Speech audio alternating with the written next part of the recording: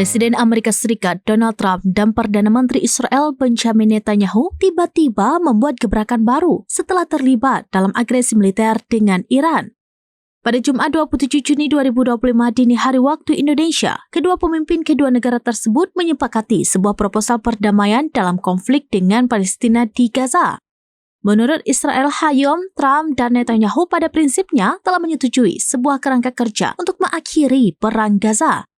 Berikut 5 poin tersebut lebih rinci dikutip dari Israel Hayom. 1. Permusuhan di Gaza akan berakhir dalam 2 minggu dengan kondisi akhir yang akan melibatkan 4 negara Arab termasuk Mesir dan Uni Emirat Arab untuk mengelola jalur Gaza menggantikan Hamas.